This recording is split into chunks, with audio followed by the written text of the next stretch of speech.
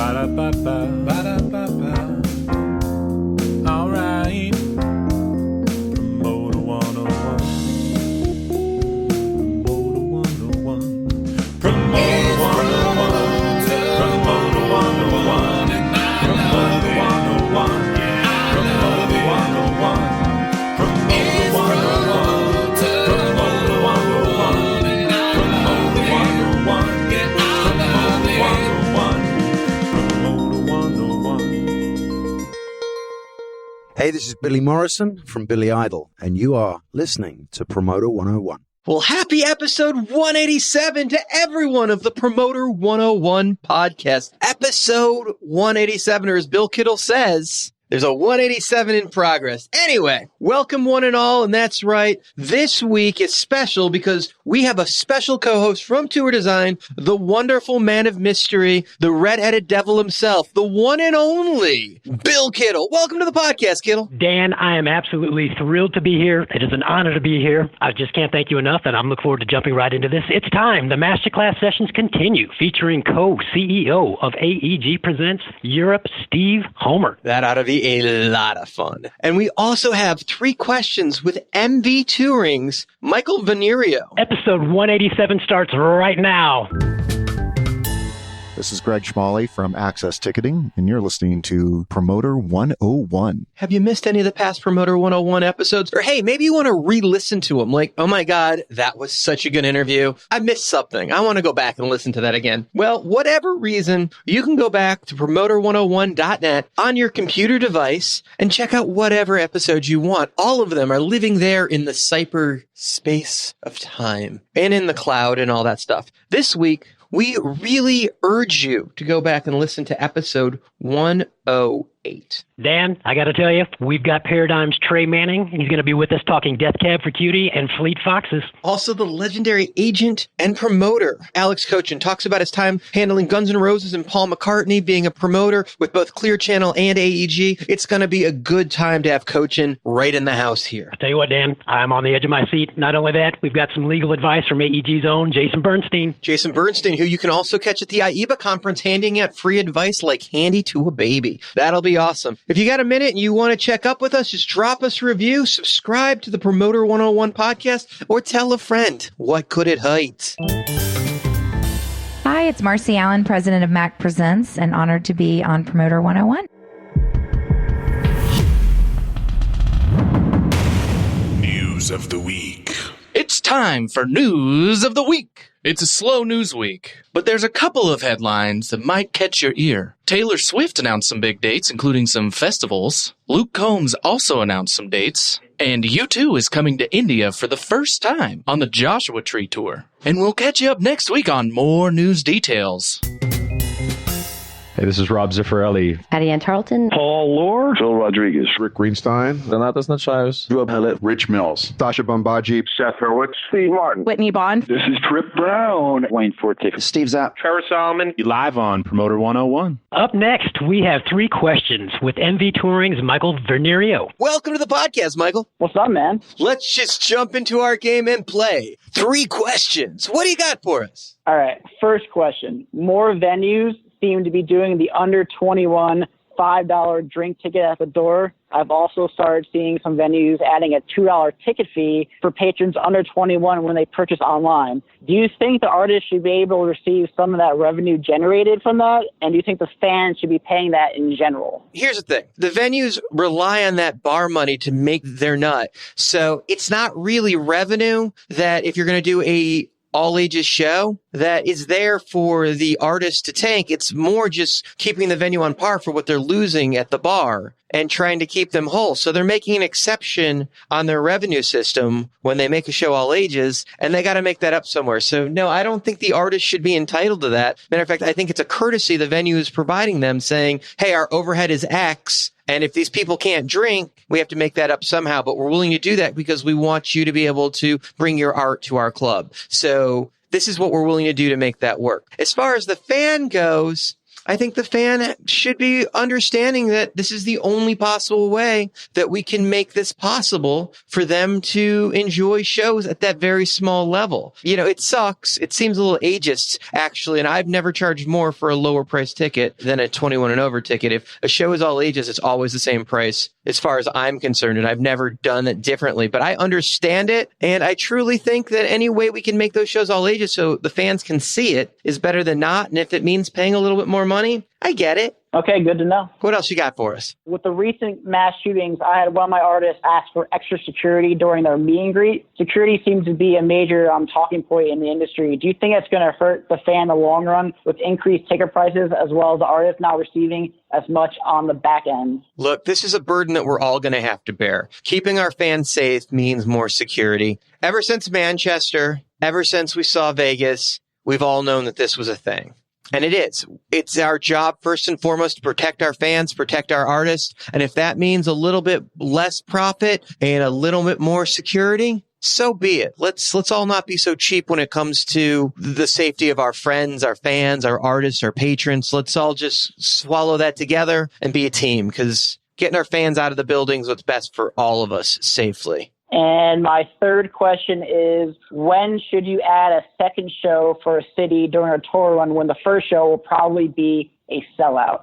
Well, this is a scary thing. This is that mathematical equation. What happens if you turn one winner into two losers? This has been boggling managers and promoters and agents for decades, right? So here's the genius of what I love. I love when you know that the scalpers got the tickets and they're sitting on a huge part of the house and you know there's demand there and the fans are still there, and you add the second show and you drop it on the scalpers. I love this. I'm a huge fan of this. That's fun to do because you get to beat up the scalpers a little bit, and I think we're all fans of messing with those guys. I'm a big fan of going up with one, watching that pre-sale count, having a conversation with everybody, and really kind of figuring out the trajectory as you go through that weekend of the on sale and going, okay, at what point does it make sense to roll two? And it really is a conversation that's ongoing with everybody. Clearly, if it looks like you're going to hit 70, 80% of the box between that first on sale weekend, and you've got 2 months to go, you're probably pretty safe rolling two. In other scenarios, when you're like, okay, we're at 40% of the house coming out of that first week of ticket sales, but we really think maybe it's going to keep selling all the way through,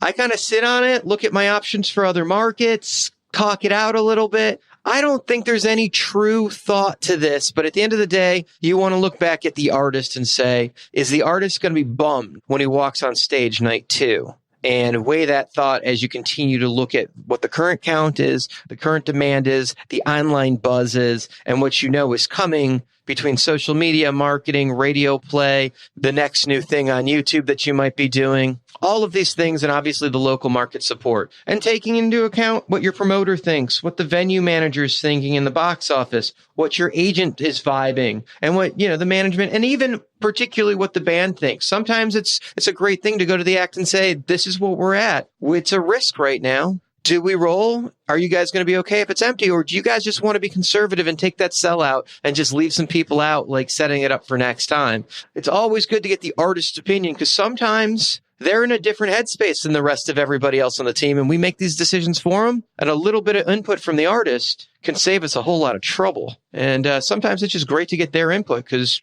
when they make the call, nobody gets in trouble later, usually. Awesome. Well, I appreciate you giving me some advice and having me on the show. Thank you so much, Michael, for playing 3 questions. We'll see you on the other side.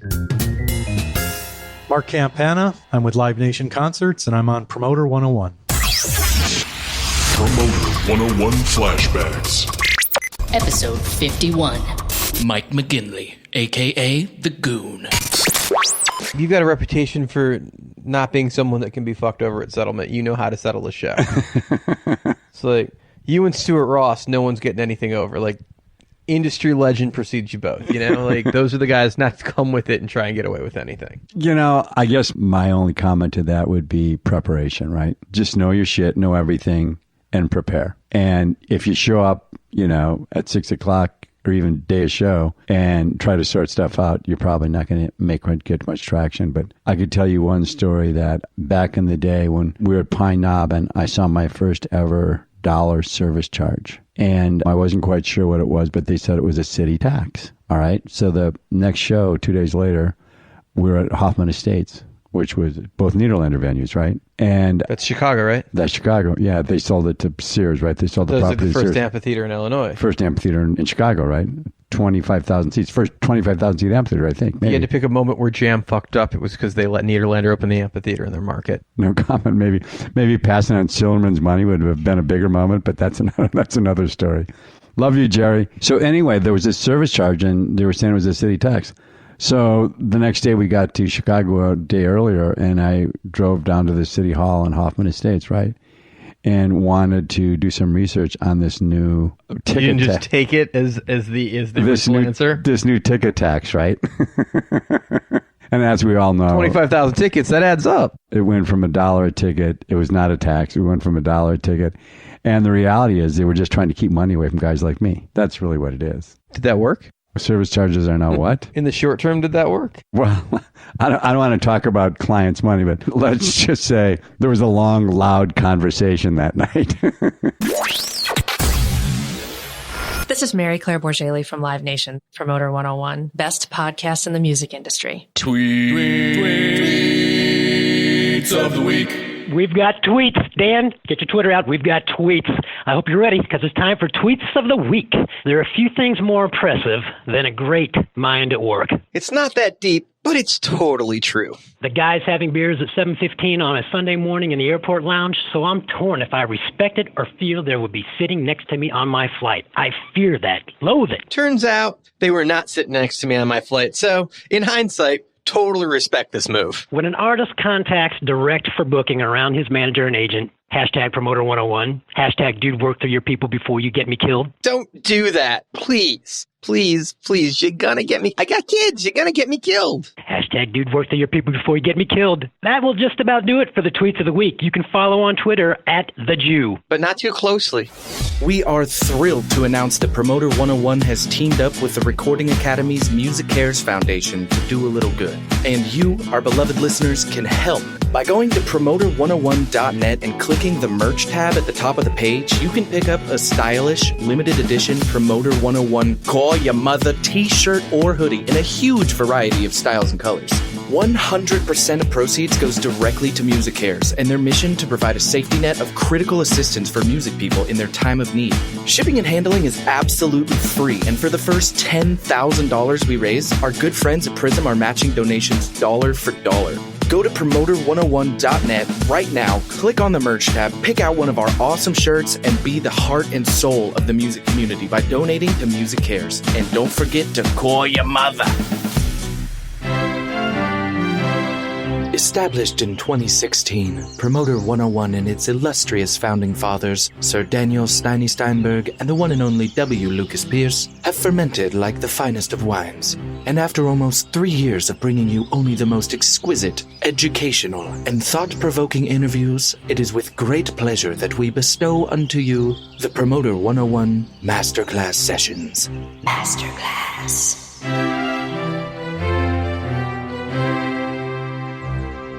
In our feature interview this week, we continue our masterclass sessions with co-CEO of AEG Presents Europe, Steve Homer. I am in England and I'm hanging out with Steve Homer. Dude, welcome to the podcast. Thank you. Happy to be here. This has taken quite a lot of scheduling and a couple of attempts. You are such a busy guy. You guys are doing so much volume over here that literally trying to schedule time has been challenging for both of us. And so I really appreciate you being here. It's a pleasure. Clearly in demand. One of my best friends in the world is your partner in crime, Toby Layton Pope, and I've got a cool cheat sheet of things to pick on and hit you up with. So we'll get to the history, but let's talk about some cool shit right off the bat. Dave Grohl bought your drum kit. Yeah, that was a while ago, actually. Foo Fighters were playing in Sheffield when I was working as a entertainment manager promoter in Sheffield, probably 25, 26 years ago. Foo Fighters, it was one of their very first tours. He came in, and it was when he was still playing drums with, I don't even think Taylor was in the band at the time. I can't even remember, but there was a second drummer in there. He came and he said, their crew guy came in and said David broken one of his rack toms. And it was quite late in the day. We could send a runner out to get something. But I sort of piped up and said I was a drummer. Well, what they call a drummer is someone who hangs around with musicians. I think that's the best definition that I've ever done for what I've did. And I said, well, I've got a kit. I'm more than happy to let him borrow some bits of it. And so he came down into the storeroom that was below the thing where my kit was. And your kit was right there at the venue. Yeah, my kit was right there in the venue. So yeah, absolutely. So one of the advantages of actually being in the job was that I could store the stuff around the office space. And he came down and went through the drum kit and he picked out my biggest floor tom that I had. And he said, I'll have that. And I'm saying, but that's a floor tom. You said you wanted a rack tom. He said, my kit's so big anyway. I need this one. So it was like a 22-inch floor tom, and he used it as a rack tom, and he actually bought it off me because he said, do you mind? I want to take this with me. It was black. It was the same as his kit. And so, yeah, I didn't sell him a whole kit, but I sold him the rack tom, which he then took on tour. So, yeah, I got quite a good price, I thought, at the time, So as a drummer, what kind of kit did you play? That was a Premiere kit. That was what it was at the time. So were you into glam rock back in the day? I think you just take what you can get sometimes. It's that sort of thing. I bought. Because if I remember correctly, that's what Rat and Poison and all those big metal bands played in the day. Yes, yeah. It certainly wasn't that for me. Yes, but yeah, it was good fun though. Yeah. You did Eminem's first UK show, is that right? That's right, yes. Well, it varies now as to whether people think it was a show or not, because it was actually supposed to be a label show, which was at the Subterranea when I was at the Mean Fiddler.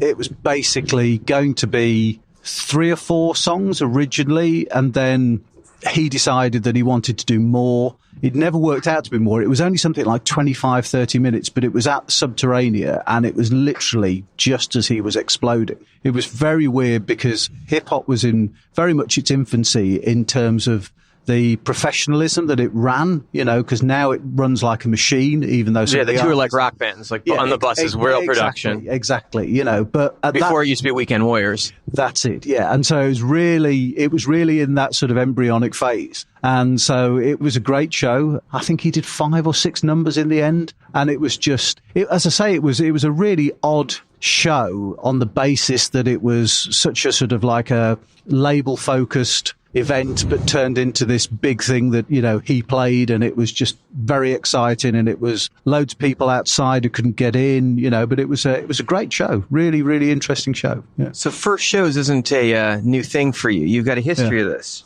Drake, Rihanna, Weeknd, Katy Perry, all first shows in the UK. Absolutely, yeah. But it's been good fun. There's been some really interesting first shows. Drake was originally due to do Wireless when I was booking Wireless, and then he cancelled that due to, I remember there was some problem with his mother was ill. So he didn't do those shows, and he didn't do the subsequent shows at Shepherd's Bush that we were going to do. And it ended up being the first shows he ever did in London were 3 shows at Hammersmith. So he came in quite high. Katy Perry was the Water Rats in, obviously in King's Cross, and that was really weird because we redid that just prior to her doing her last big tour, her big tour that she, that we did, that we finished last year. That was really weird for her to go back and do Water Rats. And it was funny because... So it was a cool, fun underplay? It was, it was part of the event that was happening. She was doing the Summertime Ball, and we did it as a sort of precursor to her being announced on that.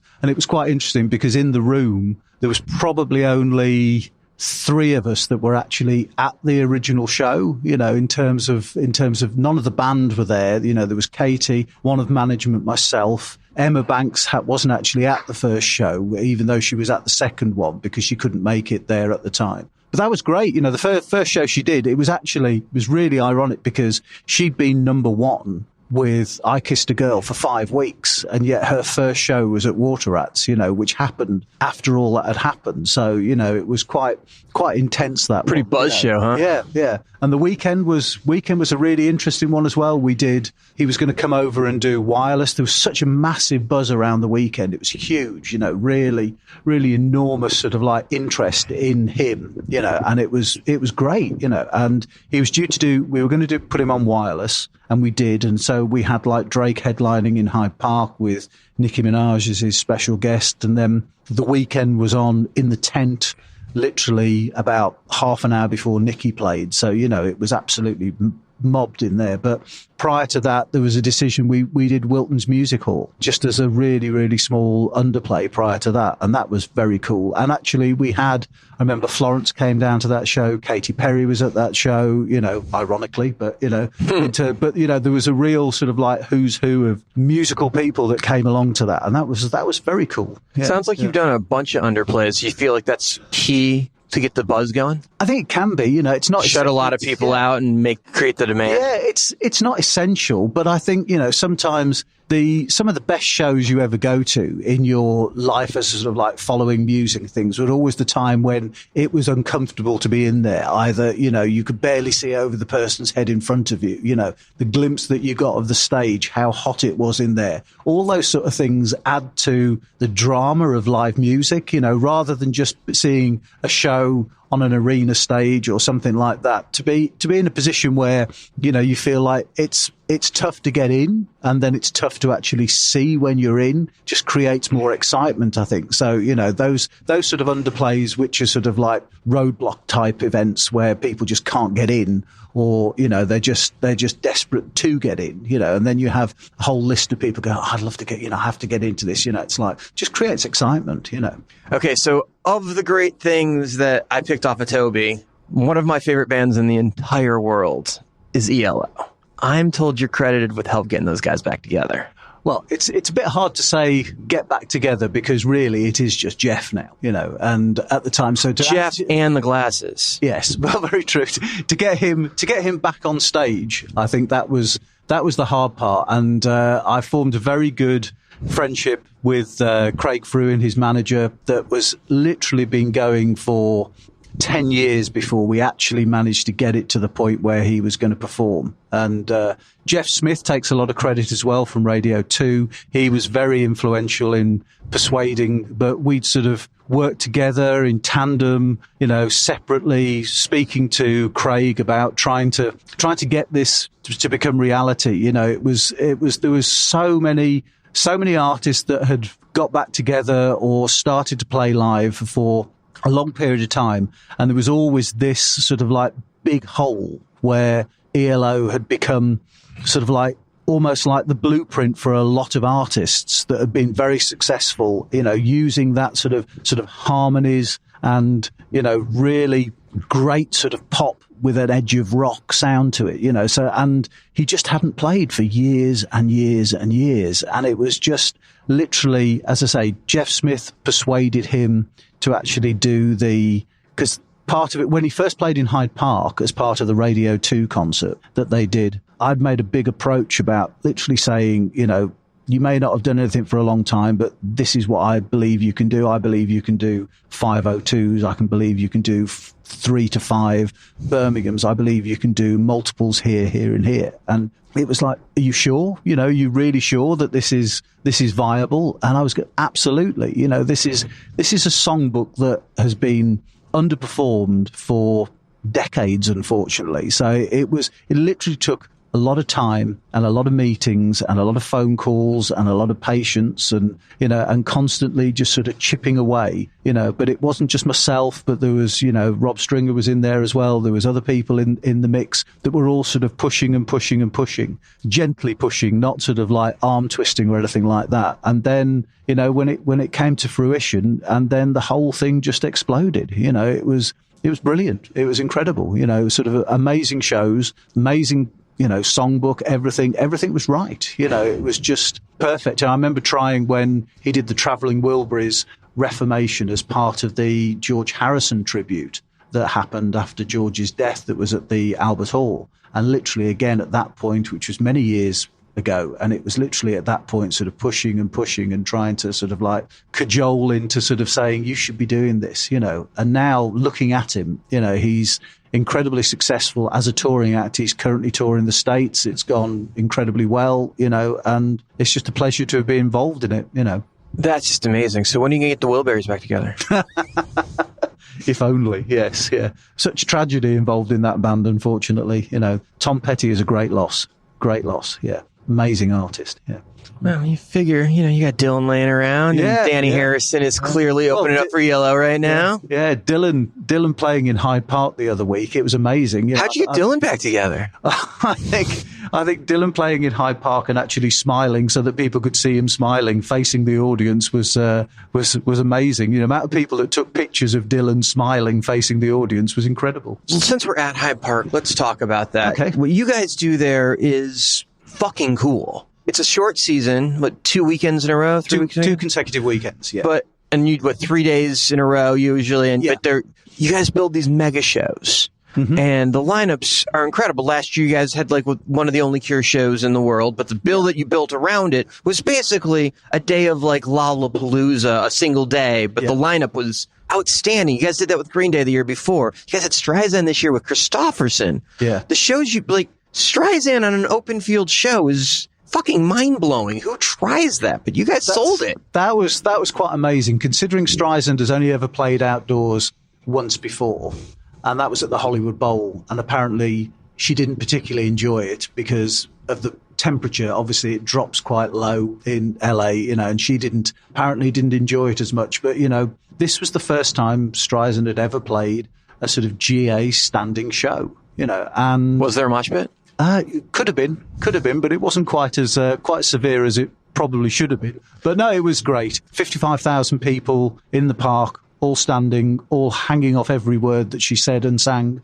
And her and Chris had a song or two together, right? Well, they did a song together, and she also brought out Lionel Richie, who did a song with her as well off her last album. Yeah, there was a slight technical difficulty when Chris came out. Just before that, they were playing stuff from the Star Is Born film that obviously they starred in together, and there was a sync problem on the screen, and the words were coming out probably 2 or 3 seconds after they'd been spoken, but it looked like they'd swapped characters because the male voice came out of her mouth. It just synced perfectly oppositely. Yeah, but she was very good about that. She literally turned around and go, "There's a problem with this. We ought to stop this." And she improvised really well. It was really good. Yeah, really, really good, and very different from what we've done in there, as you say. Things like The Cure, Green Day, and people like the Killers, and even this year, when we were doing bands like Robbie Williams, which confuses most Americans anyway, in terms of they don't really understand how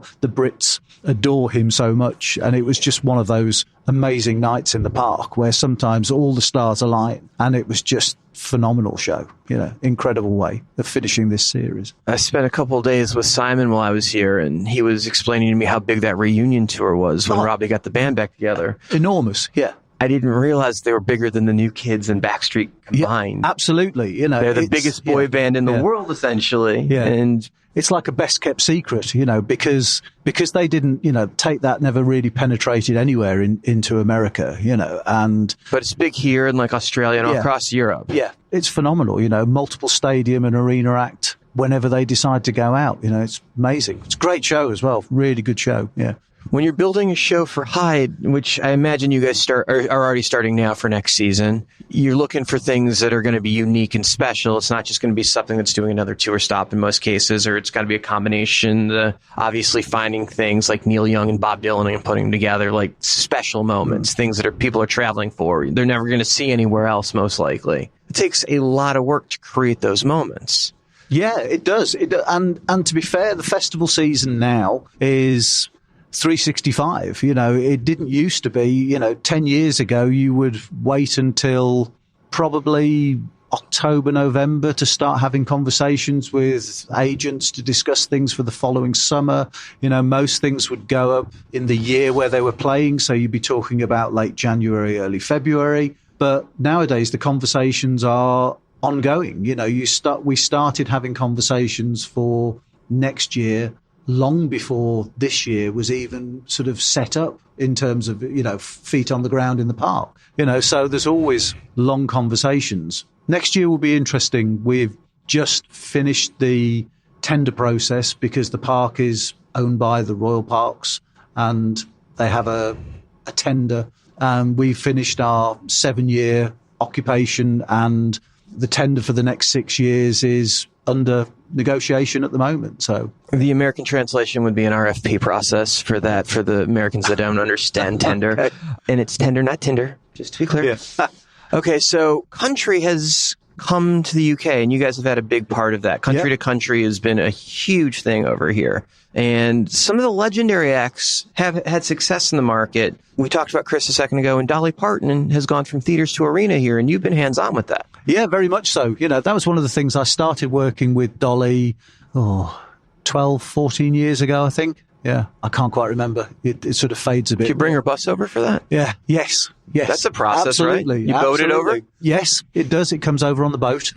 She flies private and then gets on. That's always the amazing thing about Dolly. She sleeps on the bus in the car park of the arena or the car park of the hotel where all her crew are staying. You know, it's quite phenomenal that she uses the home comfort of the bus to an absolute huge level, you know. And I know it was the same. They had to take the bus over to Australia, or I think they took one over to Australia, which took a long time, but they also adapted an Australian bus to fit with the requirements of her for Australia. But anyway. Yeah, Chuggy came on the podcast and talked about having to get the road laws changed so they could get the bus through, because it's longer, it's wider. It is, yeah. It was like literally had to go and get the laws changed to bring Dolly Parton to Australia. Like, that's commitment to bringing entertainment that is to a country. That is commitment. The one thing with Dolly is that there are very, very few people that would ever not smile or not even think about how good the show would be or wanting to go and see it. You know, she's so well loved universally.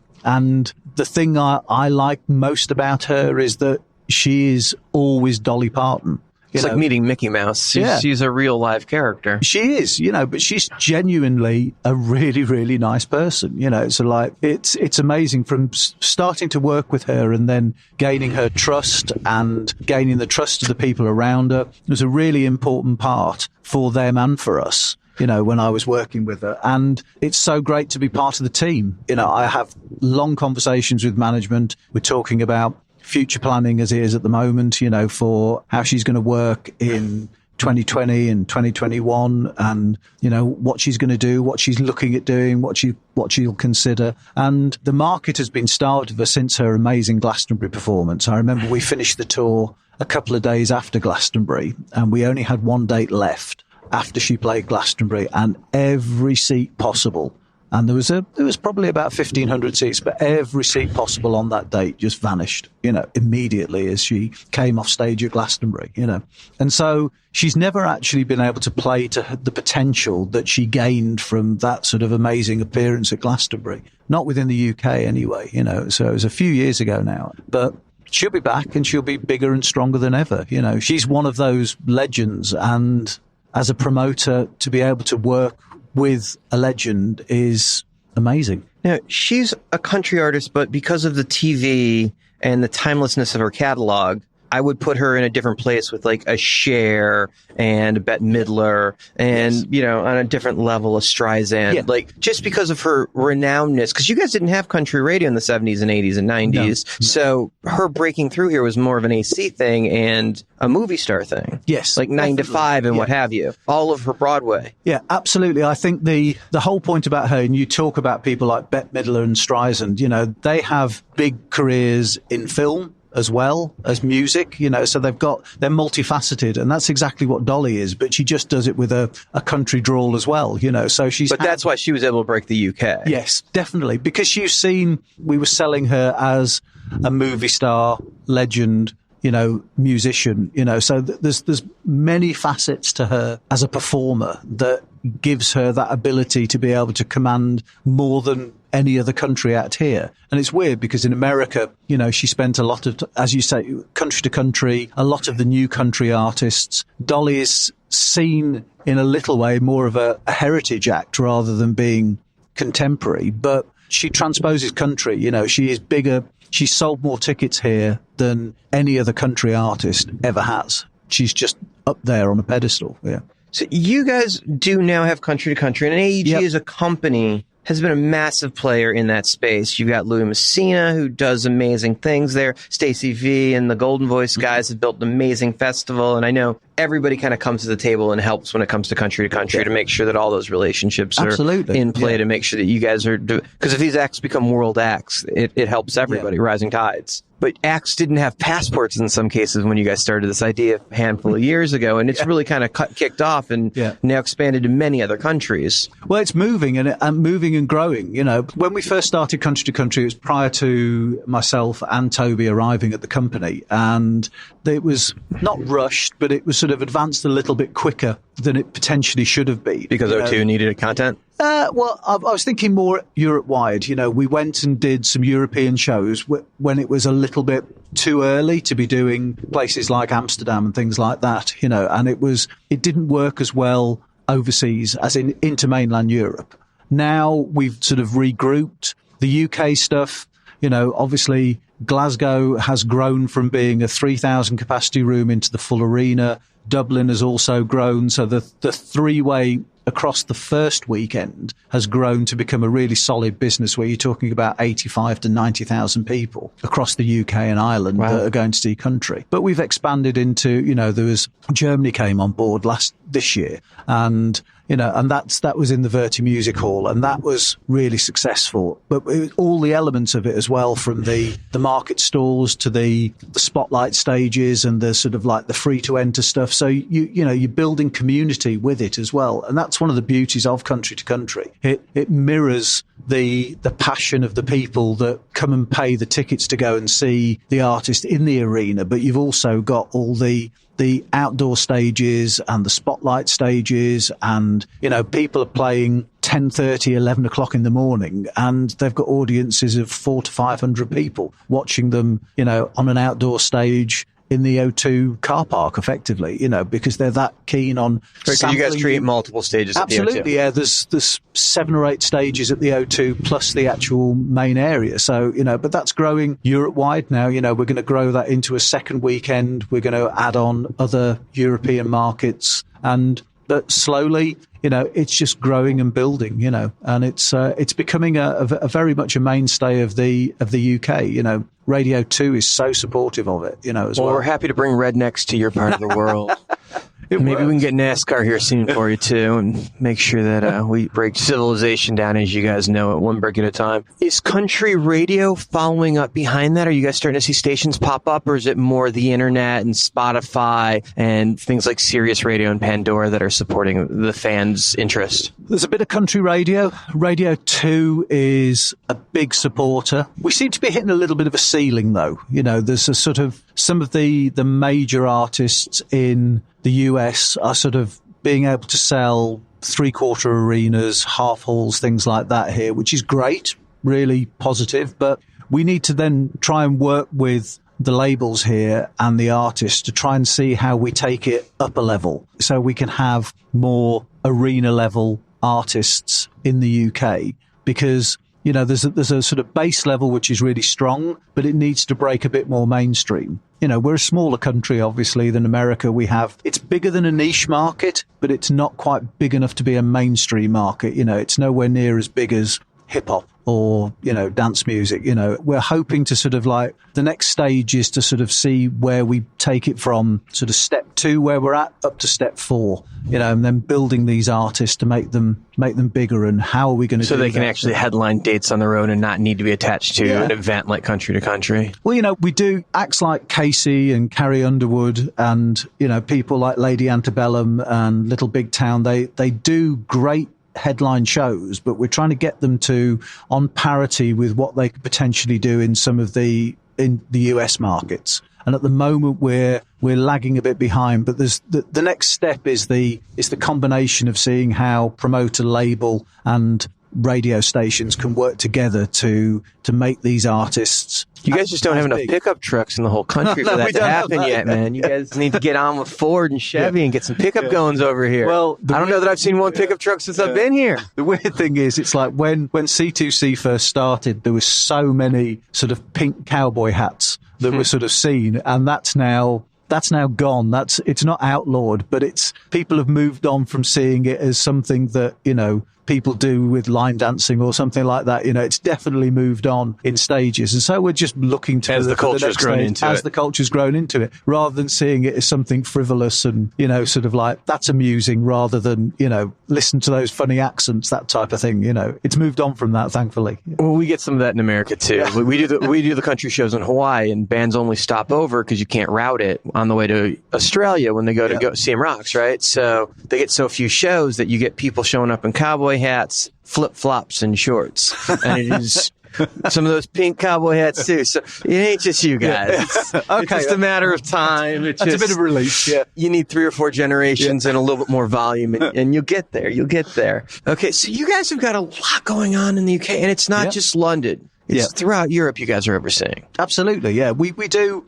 Obviously, most of our business is domestic, you know, from UK artists, but we tour a number of artists through Europe, and that's a mixture with our partners, whether it's through Concerts West or Louis Messina or our global touring division. You know, we tour acts like Shawn Mendes. We've just done a full European tour with Shawn Mendes. We've just done a full European tour with Hugh Jackman, which is a great success. Both of those were great successes. And, you know, we do stuff. Next year will be Celine Dion, and Bieber's due to come back round again at some point, and that'll be another global touring act, you know. So, yeah, there's a lot of stuff that goes into Europe. We've got an office in Paris. Arnaud runs our office in Paris, and that's been there for nearly 2 years now. And that's working well. You know, it's feet on the ground in that market. So you had so much volume there, you had to have somebody there. Yeah, and also we own 50% of Rock and Sen Festival as well. And we thought it was appropriate as well, you know, with having a part ownership of a festival within that market, to actually show that we were committed to it, rather than just looking like we were the American company parachuting in and taking money out of the market. So what's wrong with that? Yeah, I won't say anything about that. But yeah, it's been really interesting, because even though Paris and France is so close to the UK, the way it operates and the way European promotion operates compared to the UK is so different. Really is. It was a big learning curve for myself and Toby when that was part of our remit, but we've embraced it. We have a good team there. We're really pleased with them, and it's starting to grow. But, you know, there's a number of partners across Europe that we use as well, differing on all sorts of tours. You know, the people who promote Celine Dion are not necessarily the same people that we'd promote Khalid with. It seems like there'd be a good overlap with Hugh Jackman. Yes, it's an interesting one. Not with Khalid. Not with Khalid, Hugh, but Hugh was a very, very successful one, considering it was originally going to be talked about as being Hugh Jackman, the Greatest Showman, and then I heard that kept changing. That kept changing and moving further away from the original wording, and then you couldn't put several of those words together in any sort of promotional. You couldn't refer to the film. It's almost like one of those best kept secrets, you know. It's that, but he was so good. The promo he did to launch the tour was so amazing, you know, in terms of the way that he was talking about how he was going to sing songs from films that he'd auditioned for and failed to get the parts, and things like that, you know, which I thought was charming. Yeah. And I think people bought into that, you know, and obviously that film was such an incredible success. You know, it caught everyone on the hop, that, you know, critically panned, but universally loved by the public. So, you know, public know what they're doing. Yeah. You guys' foothold in this market is fairly strong. There's no promoter that has monopoly over the UK or Europe. And there are certainly a lot of real players, Live Nation, obviously SJM, you guys, and great market shares between the 3 companies for sure. But there are a huge number, and I'm talking like 60 promoters that can promote arena shows in Europe. It's insane. You've got agents promoting, managers promoting, all doing insane business. Yeah. But at any given point, there can be 30 or 40 different people renting O2 across the course of the year from you that are competing with you at the same time. That is just an insane amount of people playing in this pond. It is, considering the size of the market, you know, to be able to do 9 to 10 arenas when literally you could throw a stone between them, when you're talking about doing Leeds, Manchester, Liverpool across the top of the north part of the country. If you scaled that to North America, you'd be playing effectively 10 shows in one state, rather than anything else. That whole New York, Jersey, where it only works there with the population, but nowhere else. Yeah. But it's insane. Yeah, it is. And also, and you guys got like Stuart Galbraith promoting like 30 arena shows with Ed. It's absolutely. Just, it's stadiums insane. with Ed. Stadiums with Ed. Sharon's doing amazing business, but it's just like what some of those guys are doing. And there's like 4 of those guys that are, that Stuart size here. You guys are competing with people that have wallets and the abilities to do stadiums and festivals and arenas. That's real. The whole thing about the market here is very different from it is in North America. It's a lot of it is to do with being on artists first. The competition,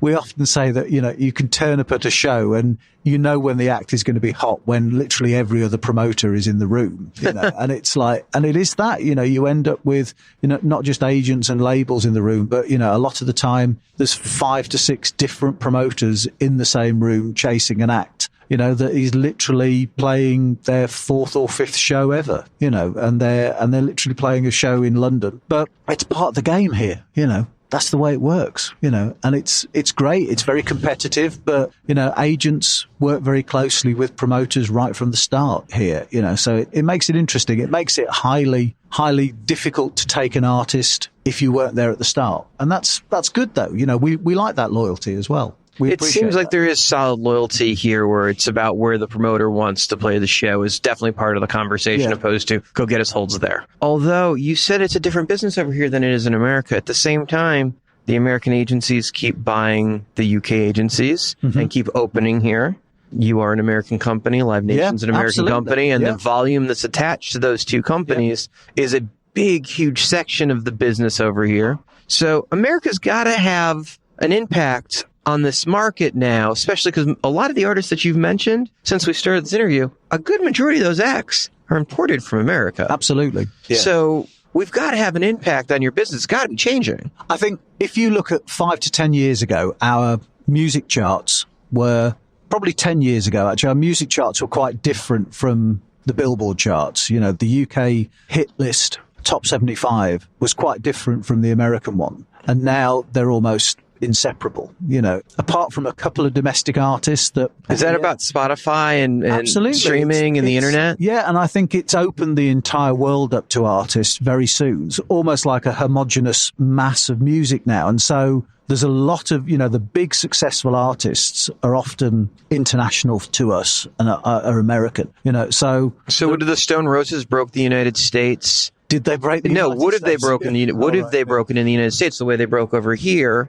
if Spotify and the internet existed 20 years ago? Who knows?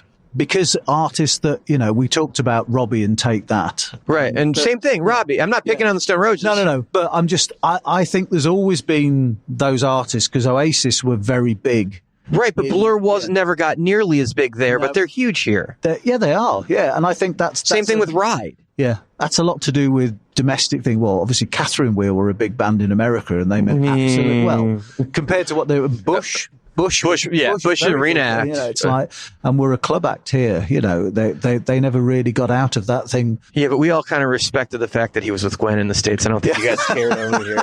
No doubt, it was a much bigger band in the States. That's very true. I thought it predated that, but anyway. But I think the American artists are definitely more prominent, probably, than domestic ones here, and we have a lot more demand for American art. But it's because they're not omnipresent as well. If Drake comes over or if Beyonce come over, they're not going to be over every year. We have a number of domestic acts that tour sort of arenas or large theatres that do great business domestically, but because they have no other territories to play around the world or limited territories, their business is here, and so they come round every 18 months, 2 years, whereas invariably you're not going to get a Drake or a Beyonce coming every 2 years. They might come every 4, you know, so you're in that thing of it becomes more special because they're just not omnipresent. Now, the conversation you and me are having right now, it would make it seem like every band from America is big here. And we should point out there are bands like Styx that never really got big past theaters here, that when they blew up into the arenas and States and amphitheaters, and they've stayed in the amphitheaters in the States. Also, Dave Matthews bands. Yeah, I've worked with Dave Matthews when they were desperately trying to, you know, I remember they had this awful campaign of which Who is Dave Matthews that they had, which they put posters up around the entire,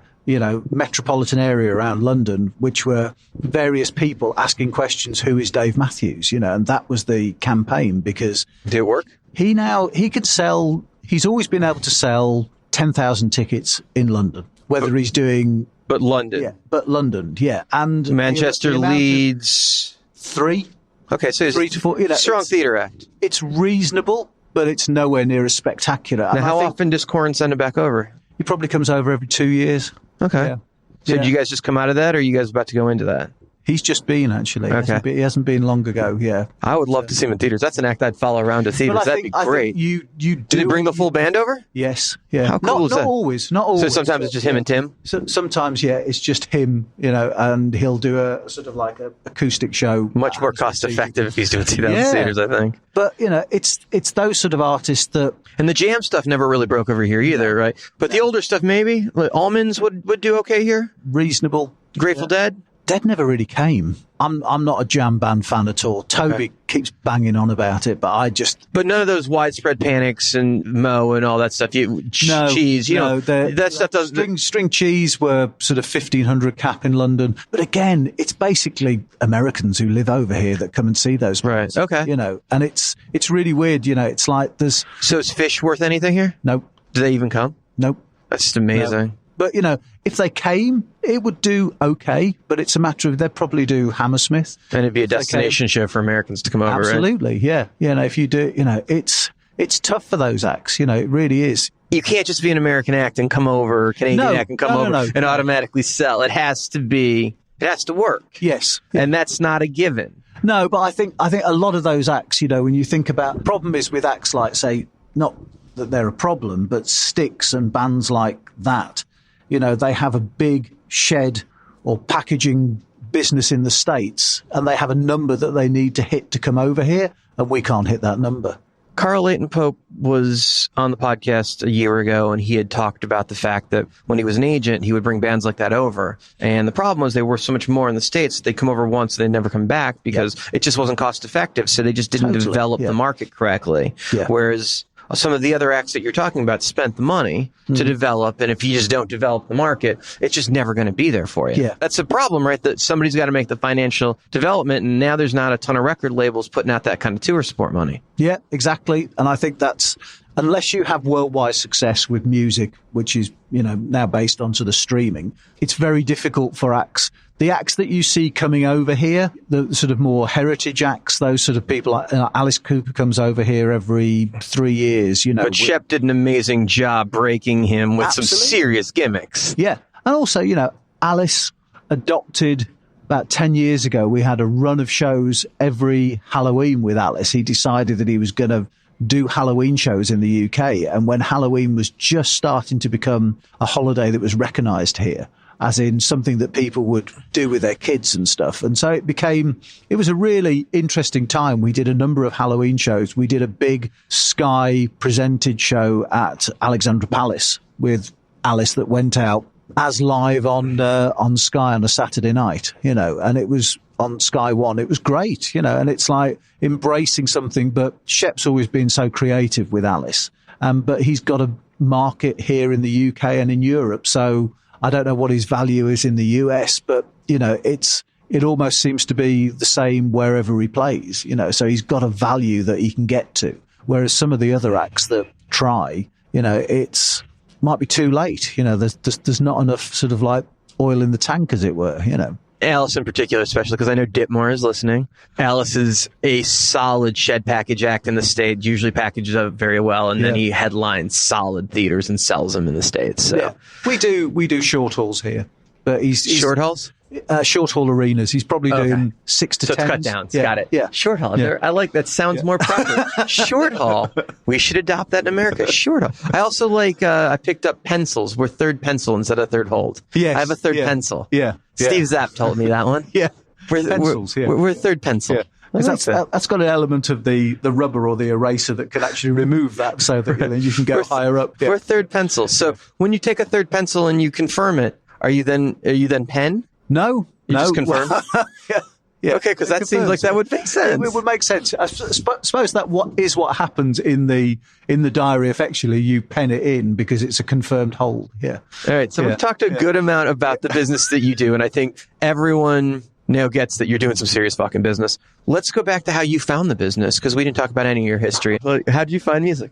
As I said, I was always into music right from when I started getting to that age when you could start buying and having your own music, So like middle school, high school? Well, 13, I was 13 when punk happened in the UK. So I was a bit young to be going to shows when you say punk, which bands are you talking about? Because I think you'd be even younger than that when punk really, like Sex Pistols, you couldn't have been 13, right? Yes, I was. Really? Yeah. You look good. Oh, well, there you go, you see. Yeah.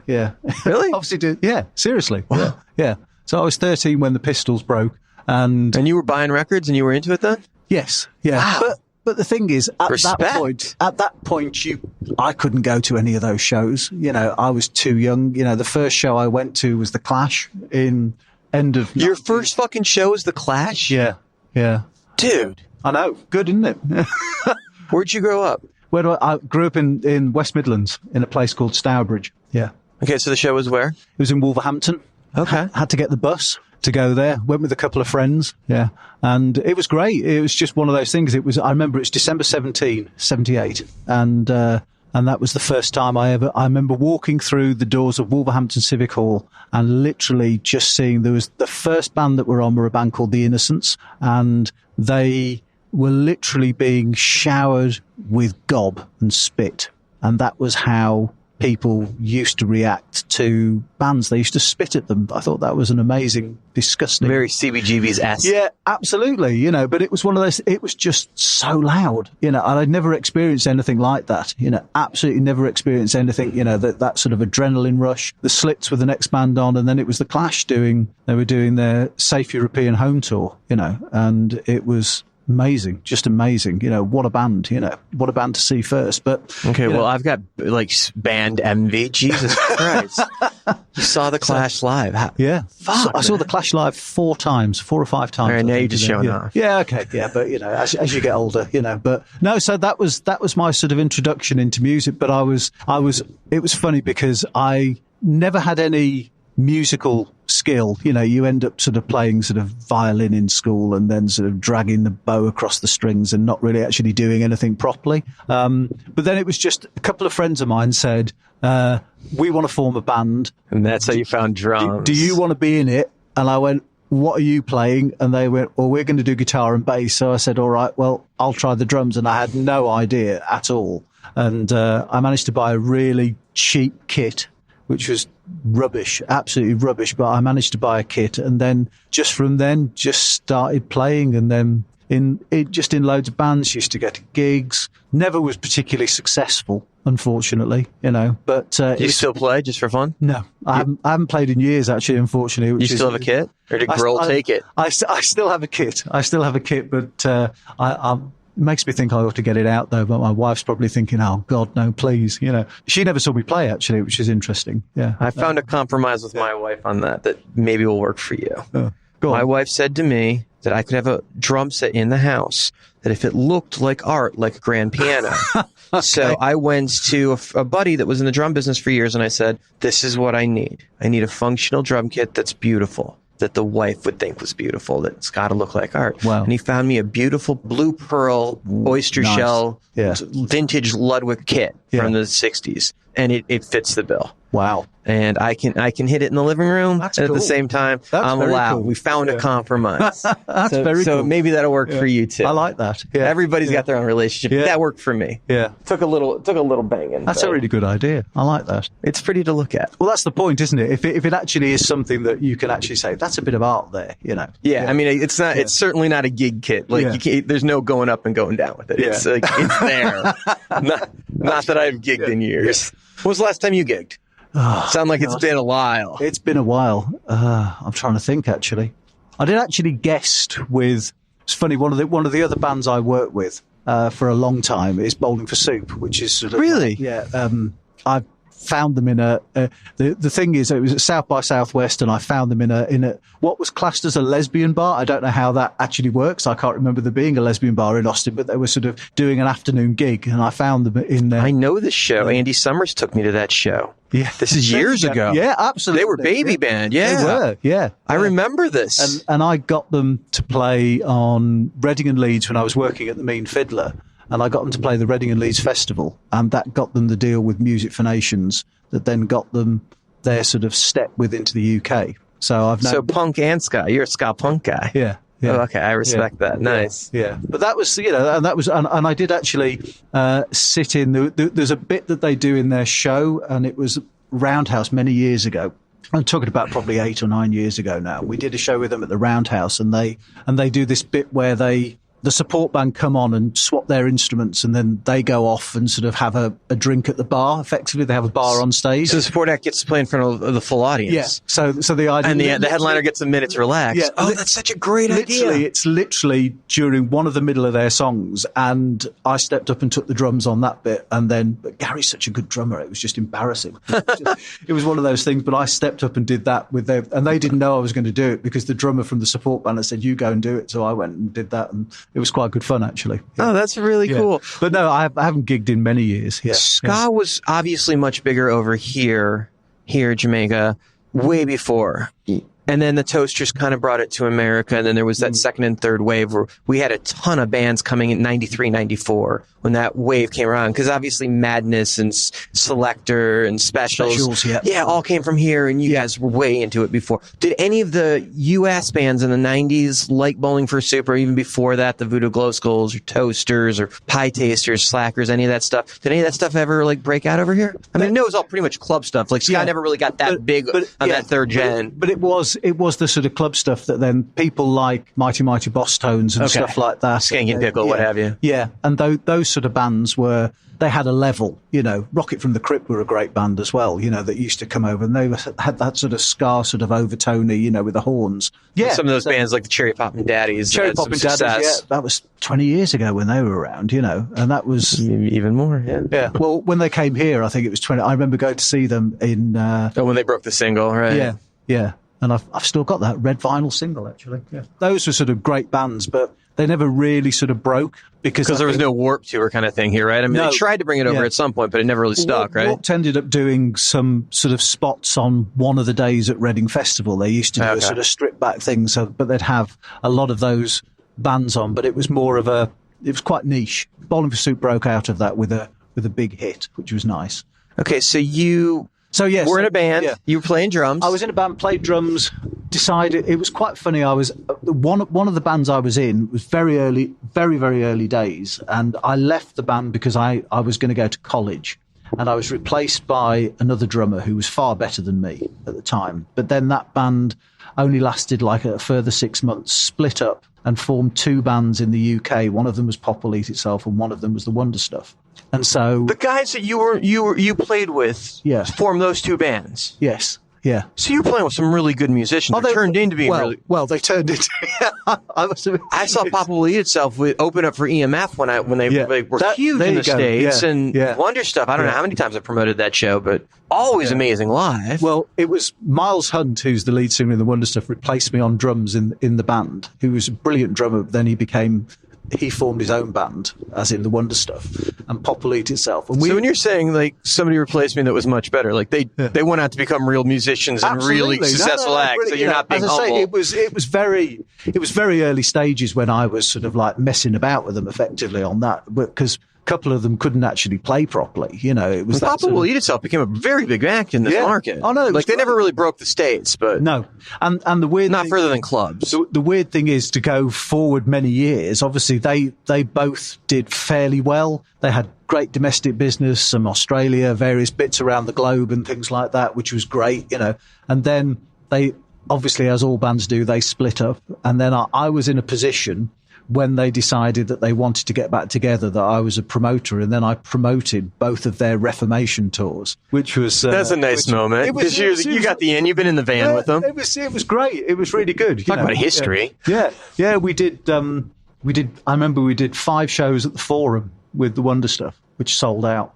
And that was amazing. We did 5 back-to-back shows in the December that sold out. And then Pop Will Eat Itself, I think we did 2 nights at Shepherd's Bush and 2 in Birmingham, and it was awesome. But it was nice. It was like getting the family back together rather than the band back together, because we used to hang out and go to gigs all the time. And it's so cool when bands do shows that are that much bigger than the actual shows were when they were together. Yeah, that's so special. It was awesome. So I left I went to college in Leicester, and then literally just wanted to be involved in music. I didn't know how to do it, and I ended up on the college crew. And at that time, in the sort of early 80s, it was all colleges had masses of music, and then there was people going through colleges all the time. So you saw great bands. I remember seeing one of the very early shows with the Smiths. Really? As in the rock coaster college stuff. Yeah. It's funny. I promote Johnny Marr now and work with him, and we talk about football a lot of the time, but we also talk about music and all the time. Yeah, Toby said that he calls you direct. Yeah. Just Johnny Marr calling, no big thing. Yeah, it's fine. Yeah, it was quite funny. When he did All Points East, I was stood with Russell Warby, and it was literally about 20 minutes before he went on stage. He goes, "Guys," he said, "I've got an idea." And he goes, "Should I play this charming man today?" And we both went, "Yes." Just honestly, yeah. He barely got it out of his voice. He goes, "I'm not that bothered." He said, "Don't get me wrong, it's massive for me, that song. It sort of made me who I am." But he said, "I'm not that fussed to play it. But if you think it's worth doing it, I'll do it." Yeah. And me and Russell just looked at him and go, "Shit, yeah, that's good." Yeah. And he got up and played. Like Jagger saying, "Should I play Satisfaction?" Well, yeah. Some of the shows I worked on as crew, literally just pumping gear around, lugging gear around. Literally, that was at a time in colleges where they used to have an elected post, a social secretary, that used to then go and then phone agents and then book bands and stuff. And so that's what I wanted to do. I wanted to be involved in that side of things. Then I started to do some of my own small shows at a local pub called Princess Charlotte in Leicester, and then just got into the whole thing about I was playing in bands and wanting to be involved in music, and just had a spark for it. DJing, and, I was doing all sorts of things, just because it was the only thing that was really of interest. At that time, I wasn't, I'm now madly back into football, which I had been when I was younger, but I sort of... When you say football, you mean what we would call soccer, right? Yeah. No, we're on your turf. It's football. It's okay. It's football, yeah. And then, so I got to the point where I was literally just about to graduate in Leicester, and then wanted to go on and do something in music, and they'd actually removed the post. They changed the sort of rules within the college, as in Leicester, and they no longer had an elected post, and it was literally going to be my succession. It was funny because one of the previous people who'd been the social sec there was Paul Wilson, who now works at CAA, very successful agent, does loads of bands. And, works with Emma. Yeah, works with Emma, yeah. And he'd been there like 2 years before, and he'd been the social sec, and then he'd gone on to join Wasted Talent. And I was looking for that sort of, I want to do that, and then I'll go on and do something, there's something that will lead from that. But no, and then it was sort of taken away from me right at the end, and I didn't quite know what to do. And then I was doing a year where I was literally just playing gigs and DJing for the college after I'd left, and then a job came up to be an Ents manager at Keele University, which is in Staffordshire, quite a small campus-based university. And I went for that, and then luckily got the job, and then became an Ents manager, which was supposed to be a professional, I use inverted commas there, as booking artists and clubs and things like that in there. And it was really funny because there were, at that time, in I think 87, 88. At that time, there were very few entertainment managers in the country. colleges were booked by social secretaries, and some of them had taken the leap to do with Ents managers. And some of the other Ents managers that were around at the time were people like Paul Hutton, who now works at Crosstown, Rob Ballantyne, who's at SJM. You know, you had Chris York, who was literally working in London, and a number of other people that are similarly sort of working with other promoting companies now, you know. And it was really weird because there was only like half a dozen of us. It grew to, by the time I left Keele and went to Sheffield Uni to do the same job at the end of the 80s, after I'd been there about 2.5 years. And that was a much bigger university with a much bigger run of venues, you know, sort of 1,800 cap down to sort of like 400 cap. And more venues, more access, more volume. Access, yeah. And, you know, I had to run more clubs, but that was something that was a better step up. But there was about 30 or 40, and literally all the sort of people that are still around in the industry of my sort of age and my peer group sort of came from that sort of groupings of people. It's quite an interesting time. You know, they all graduated into other promoting companies and things like that. So, yeah, I missed off Jeff Ellis. Jeff Ellis was there at another university and now works at, you know, one of the heads of DF. You know, so it was an interesting time. Yeah. And then going to Sheffield, I spent 8 years in Sheffield, and then decided that I got to the point in my career where probably only 10% of my job was actually booking bands, and that was my passion, and the rest of it was running the business within the university of clubs and bars and, you know, security and everything like that. And that was, I just wanted a change, and I'd applied for a job a couple of years before that with Vince Power to run the Clapham Grand. I remember speaking to people like Paul Hutton and to Simon Moran, who I'd got close to at the time because they used to promote shows in the venue when I was at Sheffield. I said, what do you think about this? Do you think it's a sensible move? And they went, no one will go to Clapham Grand. No one will go to Clapham. You know, it's just won't happen. And so I turned the job down, but I sort of kept Vince's contact details. And when I decided I wanted to sort of make a leap, things had changed in my personal life. And so it was like, seemed like a good time to actually sort of go. And I phoned Vince up and said, is there a job? And he goes, come and see me. And then he offered me a job touring. And I knew nothing about touring. The thing I knew was I always used to go to gigs, and I used to go to lots of venues, and I knew lots of cool new bands, and I knew that. But in terms of actually doing a tour with a band, you know, I only knew how to do shows in various venues rather than actually tour it. So it's one of those things that I sort of like learnt on the job. I spent a couple of years working at Mean Fiddler, which was very interesting to say the least. You know, met some great people and did some great shows, and, you know, worked with bands like Eminem, Queens of the Stone Age when they started, you know, Moloko, things like that. They were the bands that I was working with. And, and then I got an approach to go and work for Clear Channel, well, SFX at the time, and then Clear Channel, and it became Clear Channel the day I moved over, actually. Just coincidentally? Yeah, it was just, yeah. But it was weird, and it was weird going from a company that was considered to be fairly cool and fairly, you know, sort of did things like Reading Festival and all this sort of stuff, you know, and did Phoenix Festival, you know, whether there was issues or not, you know, and ran a load of venues in London like Town and Country, or then the Forum and the Astoria and things like that. And then to go to a really big, what was considered to be a corporate company that... Yeah, big radio station company. But no one really liked Clear Channel in the UK at all. It was really sort of, you know, and going to South by Southwest, I remember, boy, did they not like it. Jesus, you know, it was, you know. Nobody liked it in America either. Absolutely no. I mean, you know, it was like, you know, you are the devil, you know, and you're working for the devil as well. Well, it's a big corporate machine. SFX into Clear Channel was a different world. Yeah, absolutely. It's certainly not the vibe that when they spun off and became Live Nation, they did with that company. That became a much different company. That was all down to Rapino. That was massively down to his influence on that side. You know? So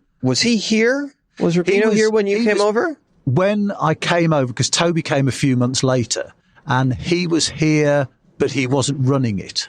Okay. You know, he was over. But he was based here, right? Yeah, he was based here at the time. Yeah, and it was a tiny company at the time. You know, literally, we had, you know, Barry Clayman there and Phil Bowdry and Stuart Galbraith was there, and there was myself and Toby, and, you know, there's still Tim Parsons was still there, you know, and it was kind of murderer's row right there. Yeah, it was really small. And we did, you know, used to talk about we used to have weekly meetings to talk about shows, and it was literally like, here's the handful of shows we have actually got on sale. And this is, talking in detail about a show that is literally in a 400 cap room, and the entire company is sat there talking about how we're going to promote this. We're growing I know, but it was very different in those days, and the powerhouses were definitely, the SJMs, the Metropolises of this world, they were on everything, they were doing everything, and Live Nation, or Clear Channel at the time, were doing next to nothing,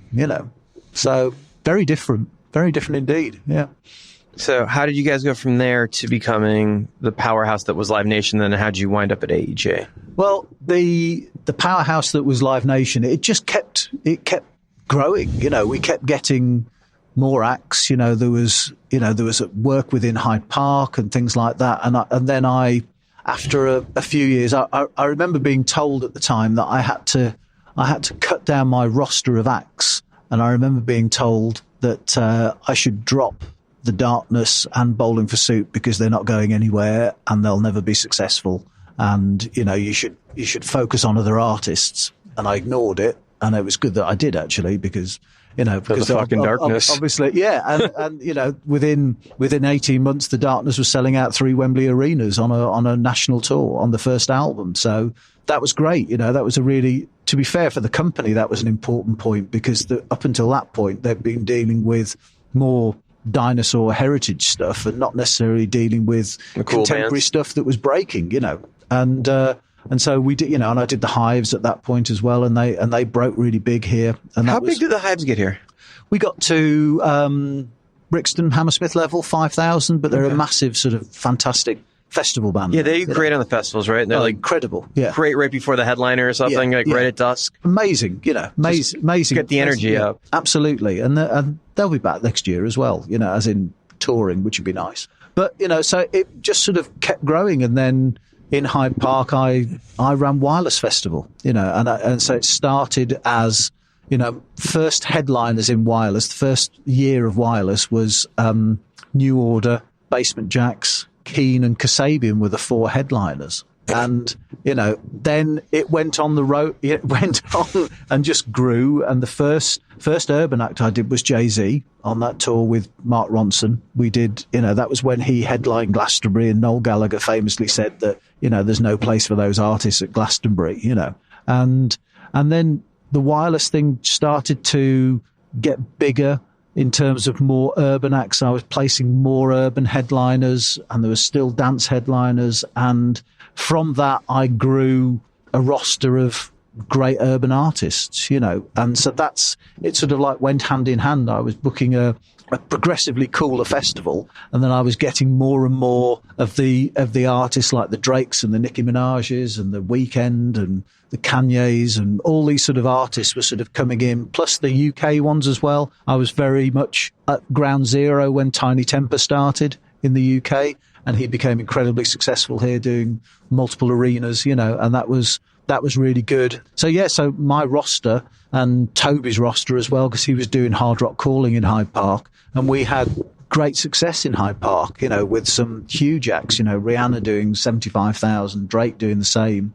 And, he was doing Springsteen and Paul Simon and, Stevie Wonder and things like that. And so for the 2 weekends, we were running quite well. I did Blur a couple of years after that. And, we did 2 Hyde Park shows when they did the Glastonbury, Reformation things. So it was great. But, you get to the point where we were 15, 16 years in, things started to get a bit, not saying stale, but unchallenging, really. You get to that point and you started to become a bit more negative about the way that the company seemed to be going, not really thinking that it fitted the way that I felt. And Toby similarly as well. We both came to the same conclusion, but without really talking to each other about it, which is ironic because I've sat next to Toby for 20 years now, or near enough 20 years. And he always sits on my left and I always sit on his right. That's the way it works. For some strange reason, I obviously have a better profile from the left, or more acceptable profile. But, that's the way it's worked. Did you guys switch over at the exact same time? Yes. So at some point you talked about it. Oh yes, of course. Yeah, no, of course we did. But that was the thing. We make a good team. We're very different in loads of things. But we both have the same sort of idea about how to promote, and we're always very collaborative in that. He does artists, I do different artists, but we always talk about what's the right thing to do. And, we're always very supportive of each other and always have been. It's been a great partnership. It's good. He's put up with all my sort of foibles for, since I started. I'm not the easiest person in the world to deal with, but he tolerates that, which is quite funny, but yeah, good on him, He'll be tolerated. I love that. Yeah, he does. Yeah. Before I let you go, and you've been so generous with your time, and this has been so much fun and so educational, what's the future for you and AEG in Europe? Well, we're building. We're looking at the main thing we're looking at now is that we're looking at growing more events, and we're just about to sign some big deals, some great acquisitions, and then we're coming on board with some new events coming in next year. If we were doing this in a couple of months' time, I'd be able to tell you about them, but we're not quite there yet. But the idea is to grow our event portfolio, which we can then support with using our artists to come through that and get more artists to come towards us. And that's the plan, is to grow good events, really high quality events as well. That's one of the beauties and one of the appeals of AEG to both myself and Toby was it's not, it's doing less things better. And I think that's the sort of mantra that comes there is like we're not going to be the huge market share company, and we never really want to be the huge market share. But what we want to do is do less things, but do them with such a standard and skill that the artists respect it and the audience respect it as well. And that's shown tantamount in how Hyde Park works, and All Points East was the latest thing, but also how the company runs the O2. The O2 as a venue set the benchmark for other venues to follow when that came in. It's sort of like night and day compared to how arenas used to be run in the UK. And now all of them have followed that same sort of customer service and how they deal with promoters as well. Promoters and artists that come in, are given not the red carpet, but, they're given a huge incentive to come in there because they're dealt with in such a professional way, and they've got great facilities, So this company is all about improvements and delivering excellence to customers and artists alike. So that's one of the things that we want to just continue that, but grow it as well, but not stupidly and too quickly so that we can't service it in the same way that we currently service things. I can't thank you enough for making time, Steve. It's a pleasure. I've enjoyed it. Yeah. Steve is laying it down right here on Promoter 101. Can't thank him enough for making time. That certainly was a masterclass at the top level.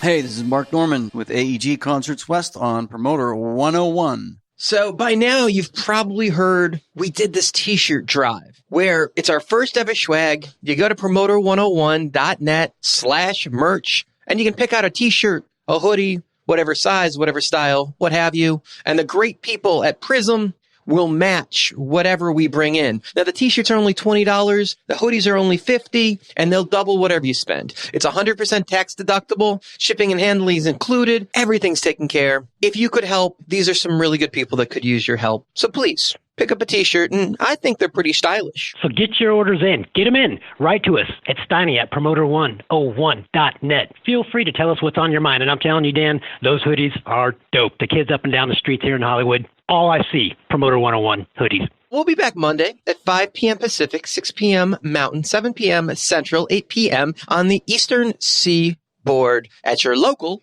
record shop. Join us then, because we got the big man from ICM Partners, the one and only Mitch Blackman from ICM Partners. Kittle, this is probably the last time we'll ever be on the official record together with the podcast coming to an end. I think a lot of people want to know. Tour Design, Bill Young Productions, and so many of the other great asset companies out there. At this level, is there a difference between one and the other? Or at a level this high, is it, common practice? I think between ourselves, Tour Design, and Bill Young, it is pretty much common practice at this kind of a level. You're going to get great quality work, good people at both companies, and we certainly care and love this business. And we both know that it's an honor to be on Promoter 101. Get your hoodie. Until next week, we wish you sold out shows for the week to come. Cheers! call your mother. Mitch LaFawn here from Rock Talk with Mitch LaFawn. You are listening to Promoter 101.